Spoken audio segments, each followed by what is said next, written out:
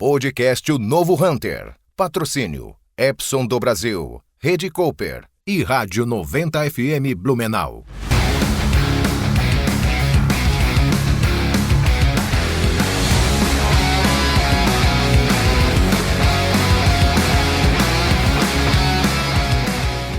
Olá, eu sou Roberto Vilela e você está no podcast Novo Hunter.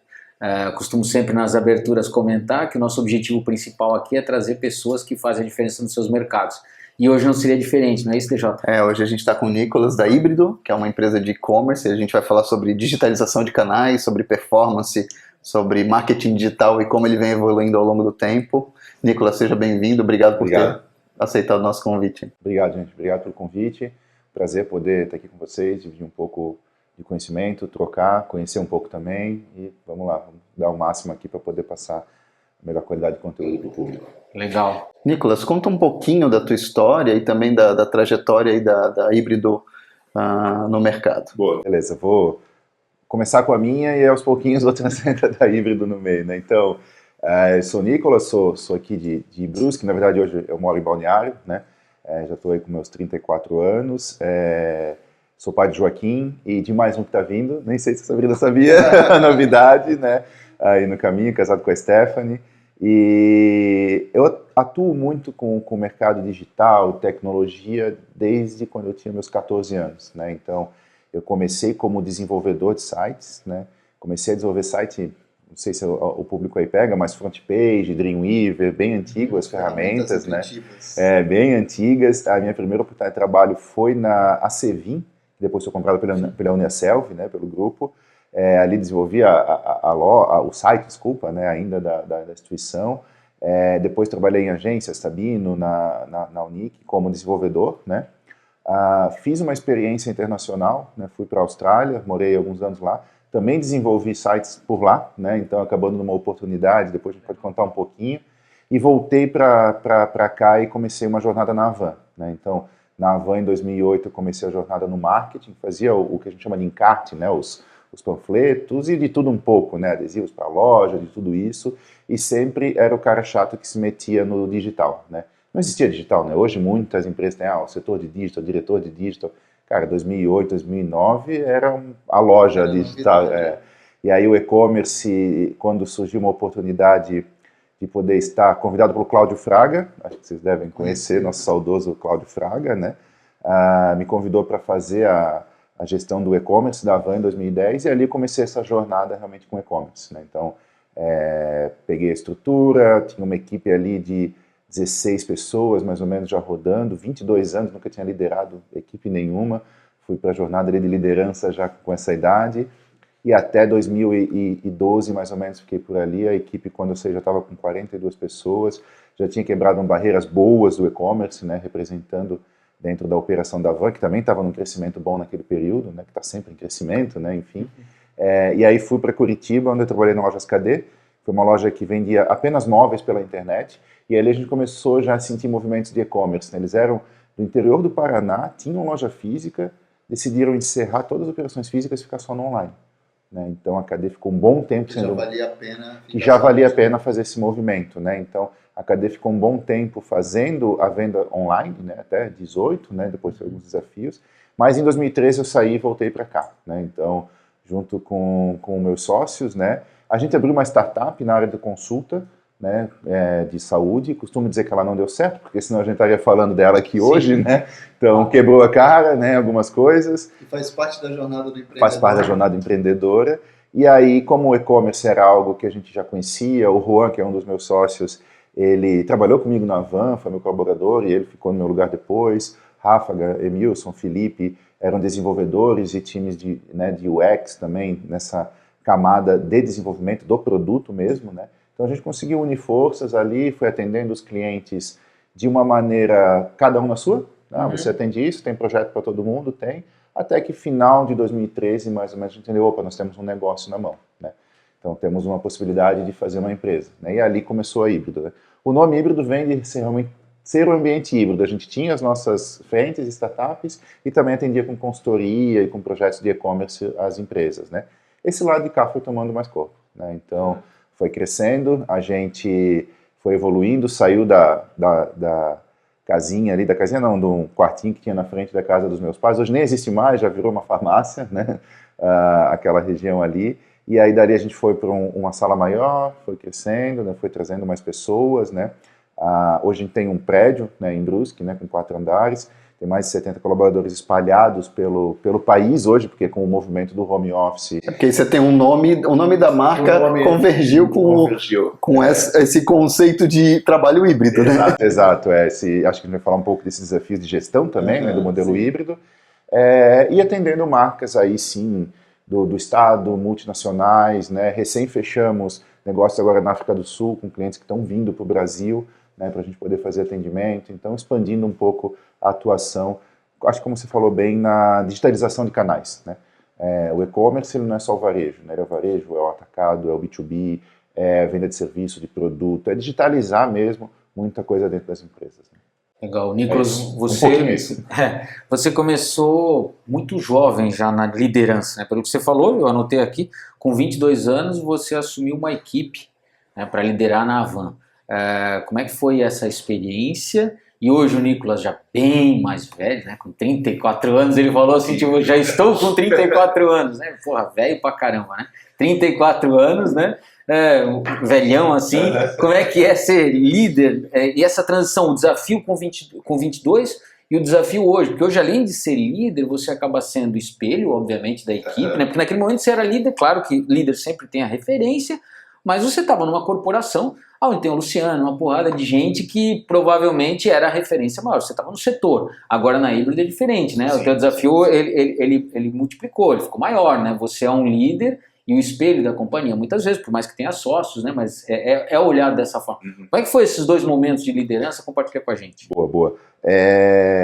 Eu acho que eu sempre tive um pouquinho esse pé em gostar de me incomodar, né? de liderar alguns momentos, né? Então, fui líder de gincana em escola, em colégio, né? Então, não foi algo que me deu dor no começo. E o Cláudio, o cara, né, conheceu o Cláudio, ele foi um grande tutor, né? Então, entendi. Eu lembro de tomar os cafezinhos lá no café da Avan, que ele chamava, ele não... É engraçado que hoje a gente pega a liderança, feedback, one-on-one, gestão, tudo organizadinho, tudo certo. O Cláudio fazia isso só tomando café, basicamente. Ele não tomava um café, era o one-on-one dele. Não tinha anotado tudo, como a gente anota, bota em um monte de planilha para dar todo o movimento, né? Então, ali eu comecei a entender essa questão de relação, né? É muito relacionamento, né? É muito entender o outro lado. Não é só sobre entrega de trabalho. Acho que entrega de trabalho, quando a relação está acontecendo, quando você tem uma confiança entre você e o seu liderado, né, e as pessoas, a entrega ela acontece, né? Então, a partir dali, comecei a entender mais essa questão. Eu lembro a primeira vez para desligar alguém, como foi desafiador? Eu acho que é uma das principais dores do líder, né? Então, e foi desafiador, né? Teve que ser feito, né? Sim. E hoje é diferente, porque além de liderar, eu lidero pessoas que lideram, né? Então, o Fran, Renan, a turma que está junto comigo, eles lideram as outras pessoas. Então, eu acabo liderando menos que eu liderava na época, mas você tem que inspirar mais, como você disse, né? Então, não só sendo sócio, até porque a gente tentou, hoje são 9 sócios na empresa, né? Fazer uma organização, uma governança muito ativa para não ter,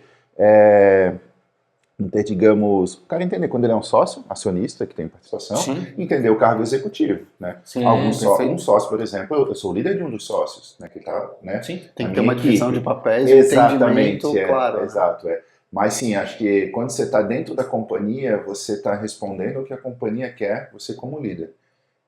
Quando você é a companhia, perfeito, é diferente, entende? Porque você é a inspiração, não dá para dizer, não, a companhia quer ir nesse caminho, não, eu quero também nesse caminho, eu sou parte dessa organização que quer ir nesse caminho, né? Eu lembro muito de uma frase que o Aurélio, que hoje é o diretor de RH da Havana, conheço bem o Aurélio. Aurélio Paduano disse para mim, cara, e a gente trocava muito, ele é um cara muito fantástico, você acha que está errado, você abre a sua companhia, a sua empresa, aí você vai fazer o que você quiser. Agora, da forma, agora é fantástico colocar, né, sempre aquele jeitinho dele, né? Tranquilão. Mas essa frase dele foi, aqui tem um modelo e aqui esse caminho, né? Que eu batia de vez em quando, dizia, né? Tinha essa liberdade. Quando você tiver a sua companhia, você vai fazer como você quer. E é mais ou menos isso hoje, né?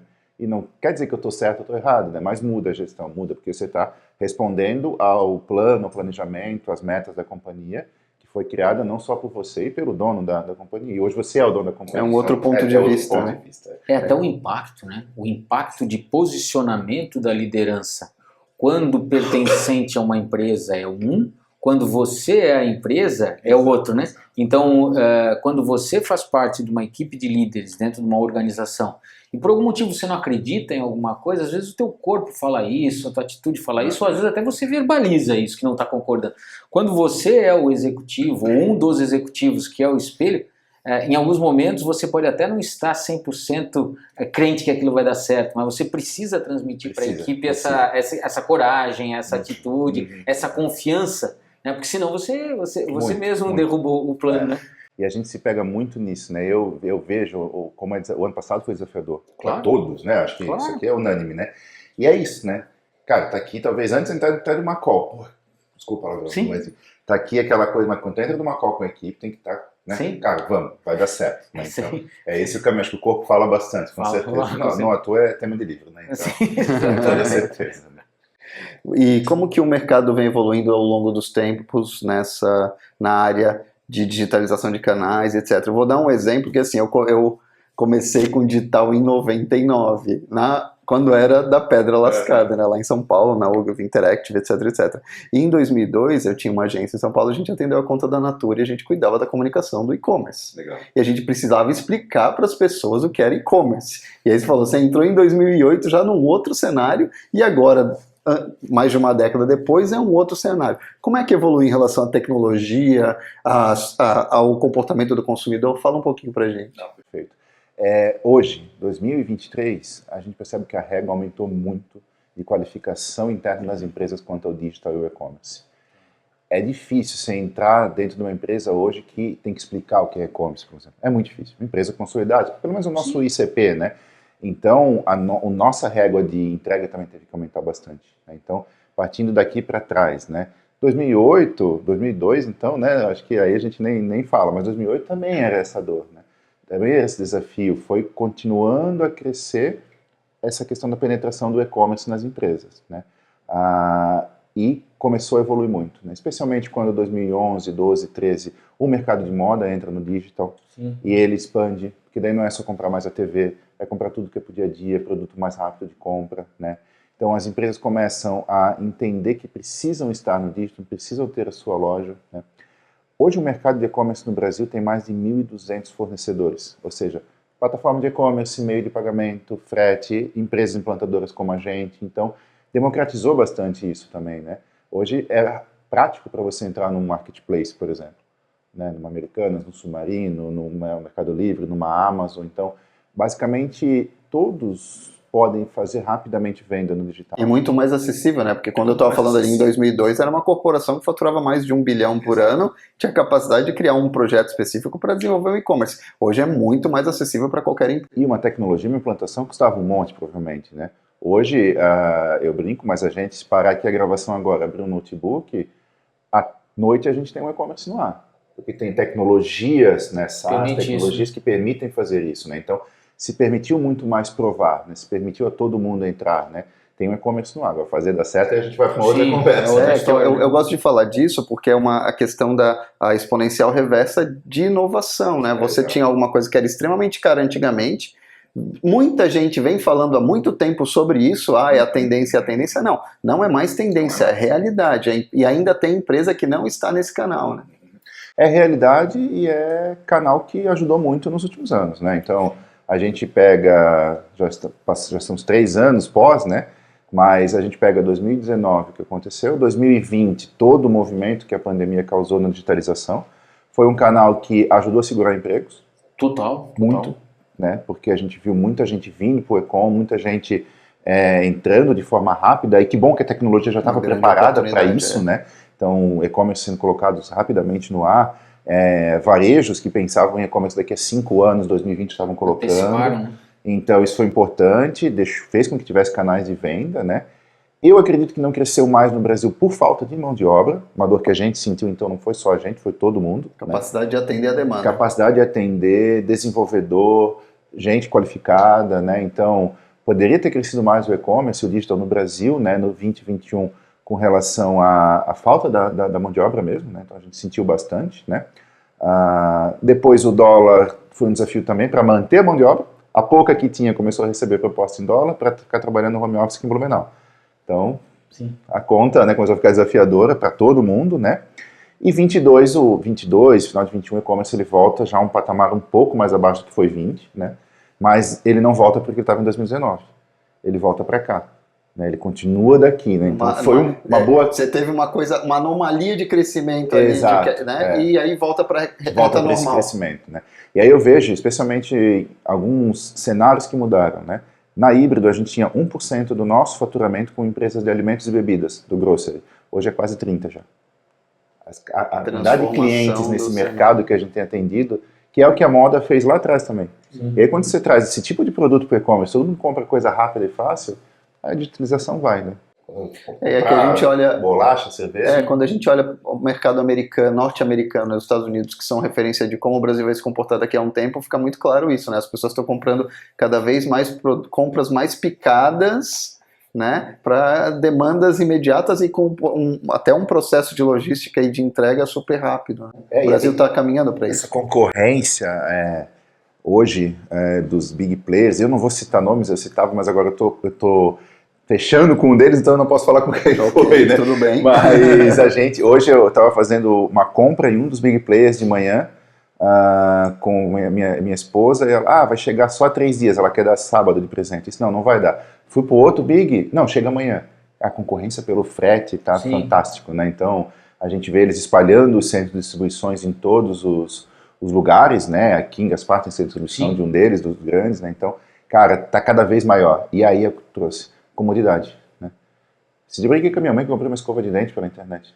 E tão rápido que entregava no outro dia, nem sei. É mais fácil do que sair, né? Porque agora com essas assinaturas que você faz, o frete grátis está incluso, né? A maioria deles tem, então. A gente se transforma numa utility, né? Assim como a energia elétrica não pode acabar, a internet não pode parar e a entrega do e-commerce também não pode falhar, né? Exatamente. Então, é uma facilidade fantástica, né, cara? E aí o que a gente estava conversando antes, né? Não é só o canal varejo, né? O canal B2B também é muito, muito bacana, está acontecendo muito. E aí eu posso citar, né? A gente atua hoje com o Grupo Petrópolis, que é cervejaria. Né? Então Itaipava, TNT, né? A Petra, né? E o canal de B2B deles está todo se digitalizando agora também. Né? Cara, eu saí para fazer pesquisa de campo com o vendedor que pega o carro, sai de manhã.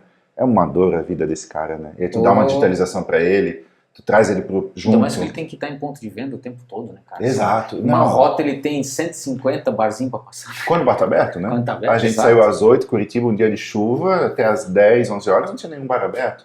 E vai na ponta do bar, da adega. Tem que ir no sábado, tem que ir no domingo. E não é no interior de Curitiba, no centro de Curitiba ali que é bonitinha, periferia. Ao redor, periferia, cara. É bastante coisa, assim, pessoas dormindo do lado do bar, assim, né? Então, você digitaliza ele, traz junto ele pro canal para ele ganhar mais, muito, facilita bastante. Né? Então a indústria tem que olhar. Você consegue aumentar a produtividade do colaborador. Exato. Então, deixa eu entender uma coisa, Nicolas, vê se você consegue elucidar aí pra gente. Depois dessa tua experiência, seja com a Van ou com a Híbrido, você certamente tem condição plena de responder para mim isso que eu vou te perguntar. Qual é a maior dor hoje para quem deseja digitalizar o negócio ou entrar no e-commerce? Você como um especialista, aonde normalmente dói quando o cara vai entrar nesse processo? É a tecnologia, é a mão de obra, é o investimento, o modal de distribuição. É lógico que depende muito de negócio para negócio, mas em linhas gerais, aonde dói ou não dói mais nada? Não, é saber fechar a conta, cara. E 2023 é o grande desafio que a gente tem visto. A gente tem falado com as grandes indústrias. Cara, canal de venda tem muita coisa boa no mercado. Né? Tem Google, Facebook, todas o CRM, SEO, próprio Marketplace. Cara, para as indústrias, a gente está falando com uma indústria grande que a gente atende esses dias, ele comentou, cara, todo dia na porta alguém me oferecendo canal de venda. Coisa para vender, para comercial, para fazer ação conjunta, né? Tecnologia, cara, tem dá mais em conta as maiores, aquilo que você tem na mão, né? Então, tecnologia também tem bastante. Uma época, tecnologia era bala de prata. Vou mudar, vou vender. Hoje, cara, commodity, né? Então, e eu vendo isso, e eu trabalho com meus parceiros que sabem que eu vendo isso não escutem, né? Mas as tecnologias elas estão parecidas, né? Então, depende do seu roadmap, depende de qual caminho você quer, é uma ou outra, mas tem qualidade, né? Mão de obra ainda é um gargalo legal, né? mas o pessoal precisa saber fazer a conta do velho comprar e vender. Comprar produto, fazer margem, cálculo, isso é uma coisa que eu aprendi com o Luciano. A boa venda nasce da boa compra. Né? Comprar e vender. A boa venda nasce da boa compra. Né? Exatamente, cara. Comprar e vender e olhar tudo isso e não achar que eu vou entrar no e-commerce é muito mais em conta. Como eu já escutei que o e-commerce tem preço melhor porque a operação é grande, é caro, não é barato. E não é uma loja física que você bota num ponto ali que está todo mundo passando, né? Então, é saber realmente fazer a linha final aqui dar certo. Em 2023 mais ainda. É um ano muito desafiador e a linha final tem que dar certo. A não ser, lógico, quem vai estar entrando, que talvez ainda tenha um tempo de investimento, mas fazer conta é o grande desafio. É uma operação saudável que contribui para a operação. Porque já começa a empregar muita gente, já começa a fazer parte da economia, né? Já está indo batendo quase os 10%, que é pouco, do varejo brasileiro sendo digitalizado, né? Mas já começa a ser algo grande, né? Então, fechar a conta e sustentar a operação. Acho que desde 2002, né, a gente viu algumas operações grandes irem e virem, né? Sim. Carrefour, se não me engano, foi, voltou. Sim. Pernambucanas foi, voltou, né? Agora estão bem, está tudo andando, mas, cara, a conta às vezes é um momento de teste, veio de não parar em pé a operação e tem que repensar, né? Então, a operação é isso tudo que a gente falou, mas o grande desafio está aqui no final. E aí não é só olhar para faturamento, market share, tudo isso que muita gente olhou por muitos anos, né, investimentos absurdos, a conta vai ter que começar a e métricas qualitativas além das quantitativas, né? Você vê a qualidade do negócio. Eu não lembro que palestra que eu fui, mas é as métricas do ego, né? Seguidor, faturamento, cara. Métricas de vaidade, né? Vaidade, isso é conta fechada. Sim. Não, e é bem interessante o que você falou, você citou ali no meio da tua explanação um detalhe importante. A grande maioria sempre viu o e-commerce como, equivocadamente, como sendo uma metodologia, ou um modal muito mais barato do que o convencional, né? E depois elas se decepcionam ou se surpreendem que muito pelo contrário. Para você fazer um e-commerce consistente, com resultado condizente com a expectativa, o investimento é tão grande quanto. O que muda é o e-commerce, comércio continua. Isso, quantos anos a humanidade já faz? A gente tem tantos caras bons aí que fazem isso há anos. O que vem é o a tecnologia, facilitação, tudo isso, mas continua. Tem coisas que são mais fáceis e tem coisas que são mais difíceis. Exato, como qualquer negócio. Tem as suas peculiaridades, mas tem os seus custos inerentes e tem que ser encarado como um custo. Né? É um custo, quer dizer, como tendo um custo, mas que é um investimento para receber lá na frente. É isso aí. Legal. Quando a gente pensa em desafios para o futuro, né? Você já comentou algumas coisas, tal. Você falou que 2023 o prioritário é fechar essa conta, sem sombra de dúvida. Mas olhando para híbrido e olhando para o Nicolas com a experiência que tem, o que você espera para um cenário aí nos próximos, 3 anos ou 2 anos? Não sei se dá para a gente fazer tão distante assim, né? Mas o que você espera de mercado aí? Cara, eu vejo que hoje a gente até estava falando antes aqui, né? Saiu do momento pandêmico, que foi tudo para home office. Tem sido um desafio agenda executiva de você colocar o home office, o call, junto com as visitas, né? Então, trazer tudo mais para o modelo que a gente entenda do presencial, do modelo híbrido, vou ter que falar a palavra, né? Porque sair do físico e ir para o home office foi mais fácil do que essa volta ao híbrido. Perfeito. Eu não digo que vai voltar ao presencial, né? Acho que a gente hoje está todo mundo mais acostumado, mas voltar ao híbrido é desafiador. Respeitar a agenda. A gente vê as big companies dizendo, o Shopify na semana passada, não faça agenda com mais 3 pessoas, resolve em e-mail, né? Então a gente vê esse desafio realmente de entender e respeitar o tempo das pessoas para que as pessoas possam executar e entregar aquilo que a gente tem como companhia, né? Para a gente, o desafio agora é a expansão, né? A gente quer estar mais, a gente já tem hoje 40%, 50% dos clientes em São Paulo, mas a gente ainda está aqui.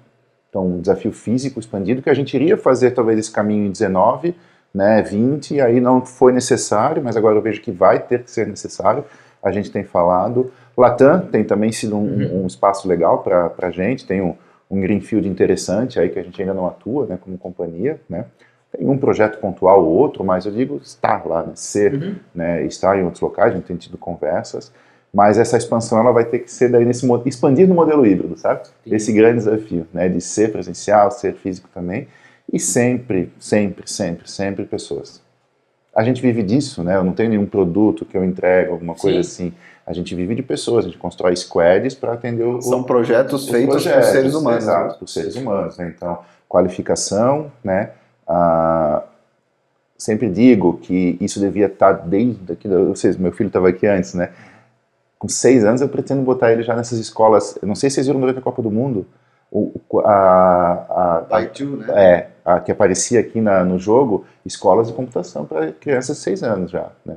Então é a partir dali, né? Não vou fazer ele um robô, né, gente? Mas assim, a partir dali a gente precisa começar a botar empreendedorismo, finanças, desenvolvimento, robótica. Se vai fazer ou não, mas teve o contato. A próxima geração ela não pode não entender de linha de código, pelo menos saber o que o código faz. Né? É quase alfabetização. Não pode saber não pode não saber o que é uma busca orgânica, por exemplo, né, no Google, né? Então isso é o mínimo. Então essas gerações ela tem que estar cada vez mais tecnologicamente alfabetizadas. Acho que você bateu bem aí, porque a gente precisa dessas pessoas para expansão, né? E eu não digo só do meu lado como fornecedor de pessoas, né, fornecedor de squads, mas se do outro lado o cliente também não está maduro, não está com uma equipe que tem esse conhecimento, a gente vai levar coisa que ele não vai conseguir botar para frente. Até o nosso trabalho não faz sentido, entende? Então eu vejo muito isso, expandir e expansão a gente vai precisar de gente no caminho. Nicolas, você falou ali um termo que é interessante a gente ressaltar, que é o ICP, teu perfil de cliente ideal. Fala um pouquinho sobre como vocês chegaram nesse perfil de vocês, sendo uma empresa do interior de Santa Catarina que atende o Brasil inteiro, né? Fala um pouquinho sobre isso, né? Como vocês chegaram nisso e como vocês estão vendo esse perfil ao longo do tempo daqui para frente. Essa é uma discussão que a gente sempre tem, né? Com a Sá, com a Fran, e muda. Cada ano a gente está mudando de CP, parece, sabe? Porque a gente não consegue ficar tão parado em cima de uma coisa só, né? Hoje o nosso perfil de cliente é aquele varejo, aquela indústria que está com uma maturidade digital e quer dar o próximo passo e acelerar, né? A gente atende essas empresas, né, que já conseguem ter uma squad grande conosco, ter uma squad com 3, 4, 5, 6 profissionais para ele, né? Não consegue, e aí é uma dor, né, atender mais o SMB, que a gente fala, né? Então, mas a gente recebe, a gente ensina, eu sou professor, o Juan é professor, a gente tem parceiros que conseguem atender SMB, então o SMB vem, o nosso time de sales, a gente sempre tem a demanda para eles, atende, explica, né? Não dá para dar o próximo passo conosco. Pequenas e médias empresas. Exato, não dá para dar o próximo passo conosco, mas, cara, tem uma camada muito boa de fornecedor aqui que dá para dar o passo. Especialmente pelo tamanho que a gente foi tendo, quantidade, imposto, aí tudo que é nível de complexidade, né, do projeto. Exato, e em cima da tua operação ideal. Exatamente. Hoje, tecnologia, a gente atua só com a VTEX e a Adobe, né, Adobe Magento, que são tecnologias mais robustas, que já tem uma linha de corte mais maior, complexas, mais complexas de operar, né? Então precisa de uma mão de obra mais complexa para trabalhar. Para você poder ter recursos de customização e de adequação ao processo e de conexão com as regras de negócio do teu cliente, né? Exato. Mas é legal a definição de ICP, Caio, porque isso muda muito a trajetória, não é do marketing, é de toda a empresa. Sim, é estratégico em alto nível da empresa, né?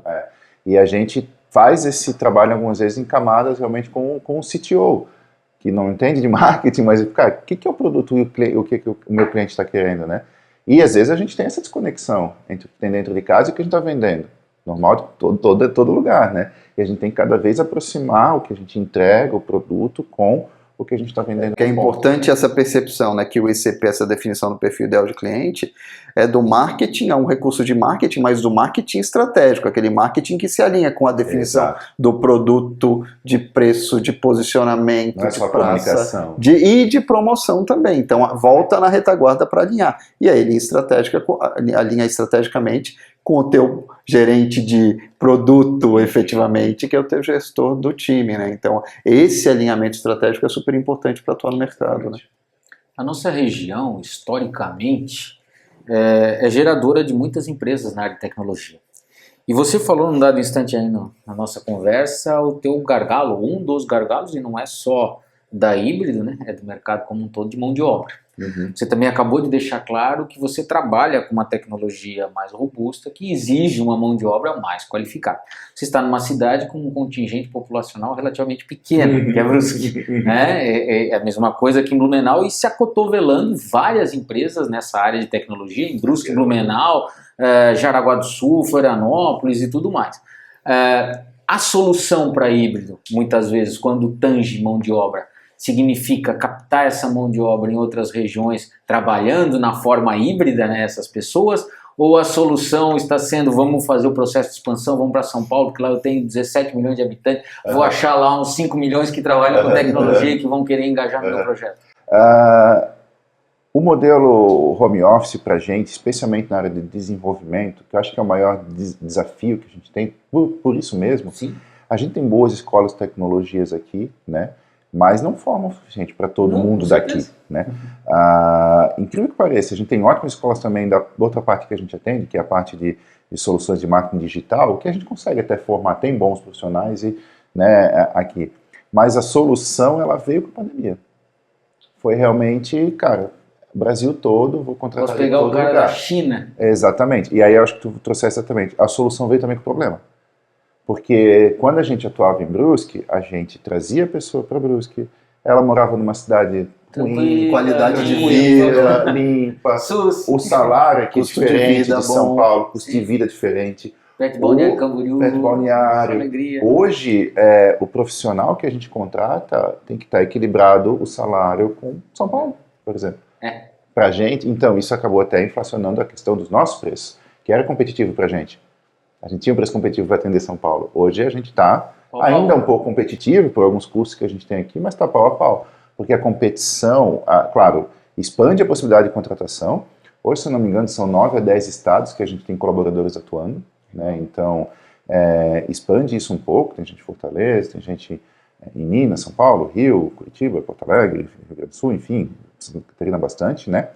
Mas a gente também aumenta a competitividade, né? Então, todo um trabalho de people, todo um trabalho de cultura, desafiador pra caramba fazer cultura em home, desafiador, né? Então, pra gente, né, e a gente lê muito sobre, não, cultura não é só home office, né, cara, com certeza, né, mas pra gente que vem dessa cultura aqui, conseguir abraçar muito bem, difícil emular o que você tem, a experiência presencial, de né, conviver com as pessoas, etc. Eu sou um adepto ao home office. Eu, particularmente para mim, na minha vida, ajudou muito, né, poder ter mais essa liberdade de poder levar o Joaquim na escola, buscar tudo isso, né.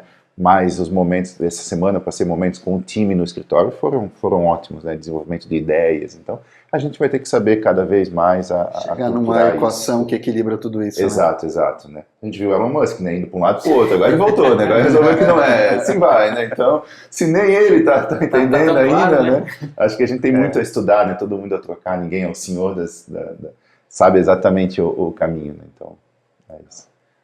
O modelo de venda da híbrido hoje, quando a gente pensa em comercialização do serviço híbrido, ele é feito também nesse processo de usar o e-commerce, usar a ferramenta, ou ainda a gente utiliza um modelo que com mais de um modal, né? Vamos a campo presencialmente, ligamos para o cliente, acessamos ele digitalmente. Como é que é o modelo de venda da solução? Legal, legal.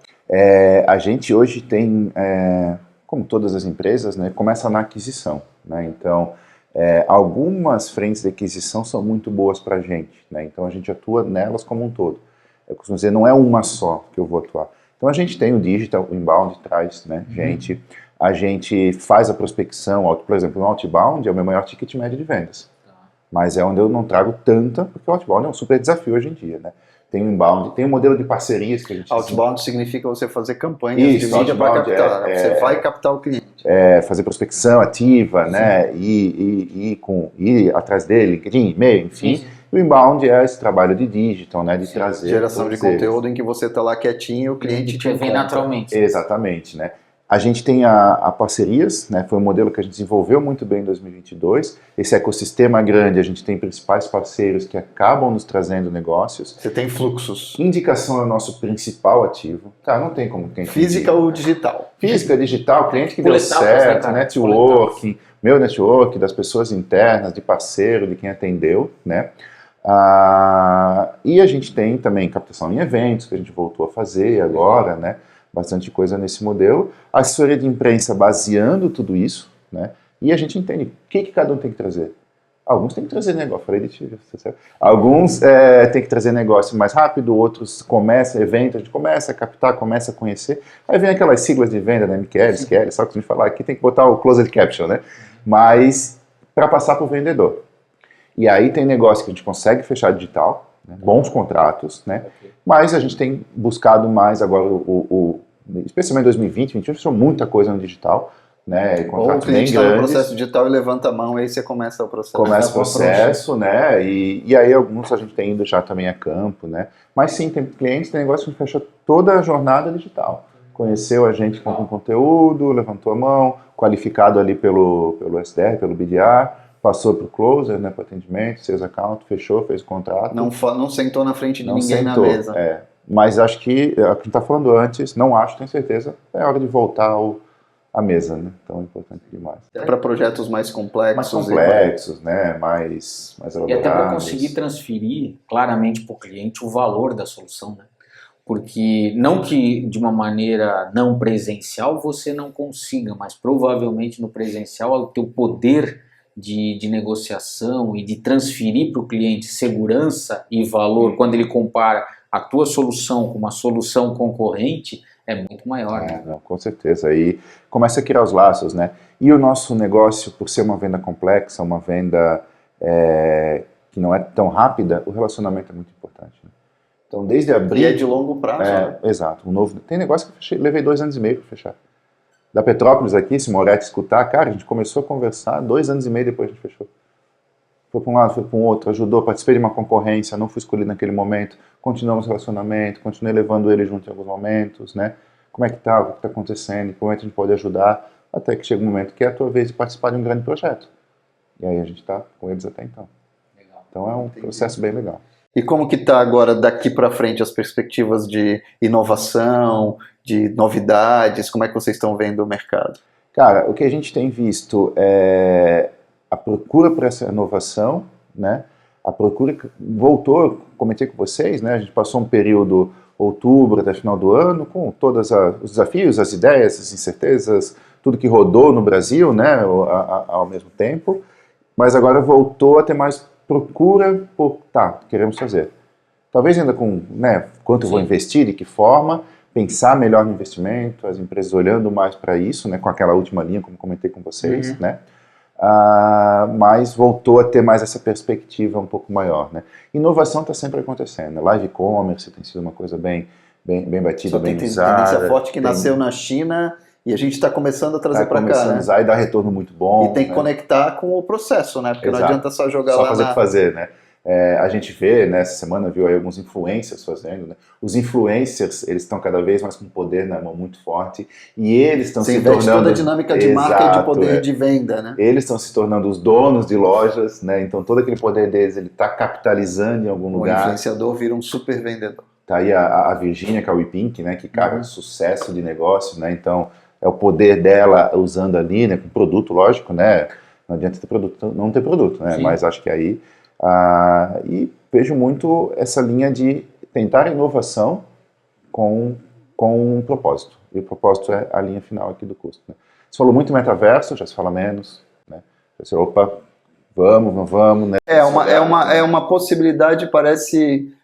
tá no futuro, mas ainda não encontrou a killer app, né? Tem alguns usos específicos, no e-commerce ou no trabalho ainda não, mas na medicina já tem, no uso militar já tem, não metaverso, mas realidade aumentada e realidade híbrida, né? Realidade mista, mas efetivamente para ir para o mercado do consumo a gente ainda tem que evoluir, né? Usa muito, né? Game, sim. É uma evolução em mercados específicos. Ainda estão se alinhando as coisas para realmente acontecer. Exato, Mas na nossa realidade a gente tem que pensar isso ali para a indústria aqui da nossa região, que vai fazer sentido para a conta dele, né? Então, acho que ele tem bastante coisa aí pela frente. E tem, por exemplo, uma coisa que eu vejo, já estava lembrando que desde 2013 eu acompanho a NRF, o Big Show, aquela feira de varejo dos Estados Unidos, e que desde 2013 eles falam de Omnichannel. E é uma coisa que a gente está sempre buscando, né? Essa integração dos pontos de compra, eu compro num lugar, pego no outro, o cliente ele tem o perfil em todos os lugares reconhecidos, né? Em todos os canais, né? De maneira consistente. Né? Talvez seja um bom ano para fazer super bem feito como é que a gente diz, tudo que foi apostado nos últimos anos, né? Omnichannel. Parar para fazer direito. Exato, dar liberdade de compra para o teu cliente, né?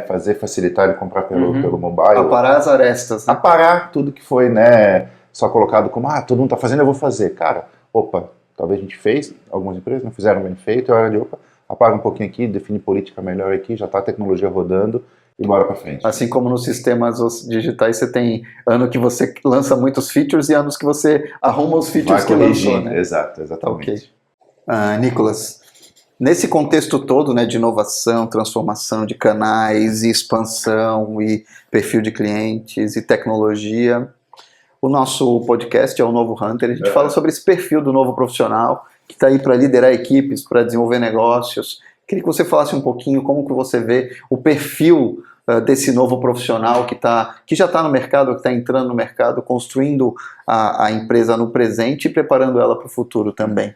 Não, perfeito. O que eu sinto, né? E até algo que a gente tem discutido um pouco, né? A gente tem um setor de Customer Success, né? Cliente no centro. A gente pode olhar, não é cliente no centro, porque cliente parece que eu estou falando do CNPJ. A gente foi mais, e aí foi um benchmark que muita gente já tem feito, de pessoas no centro. Não só pessoas, eu digo o meu time, mas é tudo relação, é tudo relacionamento. Eu tenho um cliente, ele é uma pessoa, ele é um CPF, e esse CPF a cada ano está numa empresa nova. Então eu tenho que acompanhar ele, né? E aí o que a gente começa a perceber, voltando, né? Às vezes eu vou e volto, mas tecnologias estão sendo colocadas na mão, novas metodologias de gestão, novas metodologias de fazer feedbacks one-on-one, de liderar equipes, né?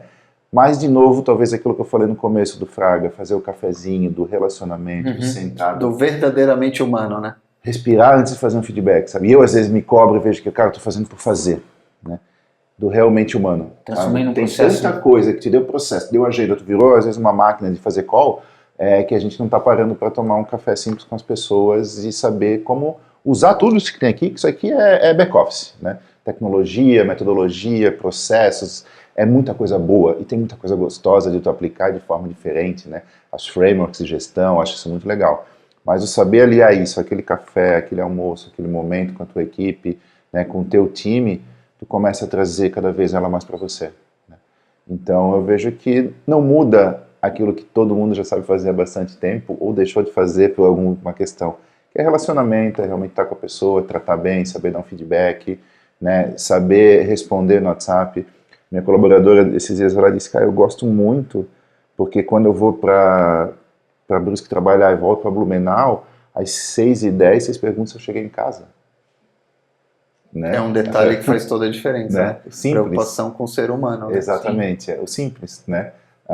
Lembro que a gente estava com um cliente grande na híbrida desses tempos, e a gente abriu a porta, né? Abriu a porta e perguntei, tu não tinha que ir para casa?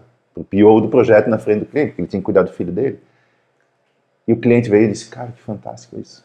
O cliente tinha tudo para ficar puto, né? Por estar aqui me atendendo, vai tirar daqui. Mas é que ele precisava, ele ia pegar o ônibus, entende? Então, às vezes, essas coisas pequenas realmente de se importar. Sabe? Se importar e ser inquieto também com o desafio, com o que todo mundo tem pela frente, sabe? Mas o se importar é algo que a gente, às vezes, para e deixa de fazer. Né? Então, vejo que é muito isso. Isso tem que acontecer de maneira natural, né? Tem que fazer parte da cultura mesmo, né? E é difícil, aqui a Sabrina, ela tem grupo no WhatsApp comigo, às vezes eu esqueço de responder ela. Né? A gente fica, né? Vem aqui, fala no podcast bonito, se importar, tá ali, pô, já não me responde. Mas é que a gente ficou numa loucura de vamos fazer, que a gente às vezes deixa de fazer o básico, né? Que é o se importar com as pessoas, com o negócio do teu cliente, que é o que está do teu lado, né? Com que o é o teu que vai te liderado. trazer resultado. Exatamente. Né? Então acho que. Exatamente. Alguém sempre responde. Acho que é isso, né? Não é difícil, mas é desafiador. É desafiador.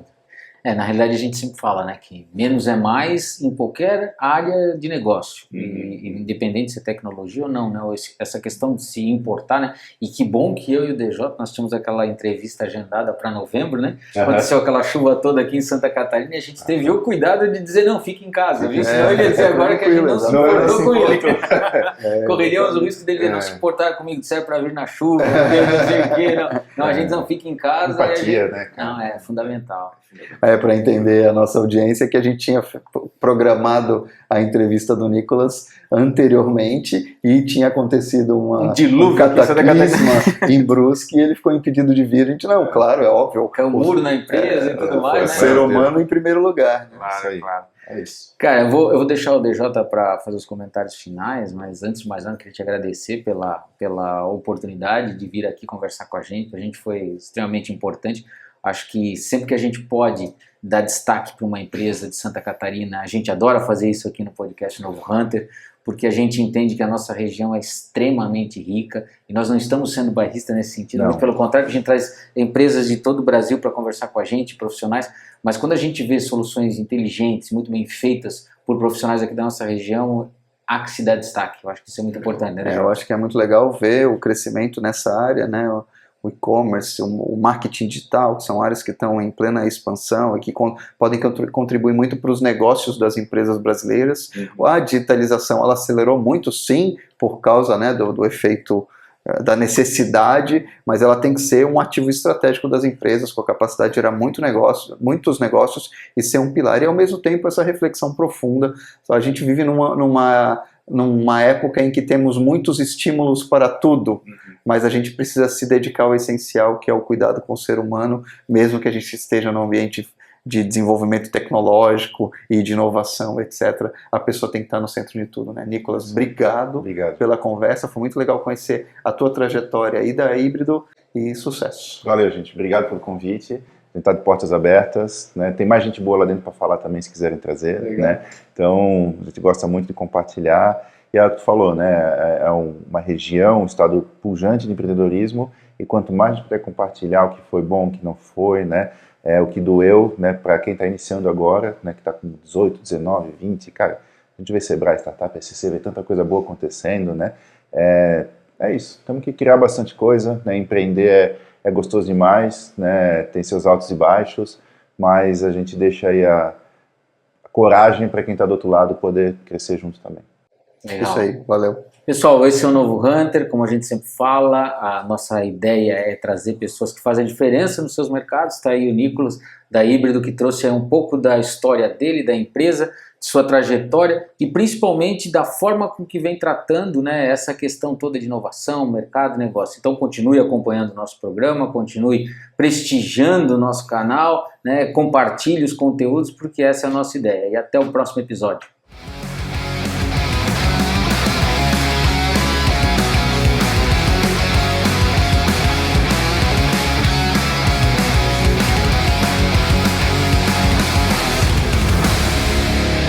Podcast O Novo Hunter. Patrocínio Epson do Brasil, Rede Cooper e Rádio 90 FM Blumenau.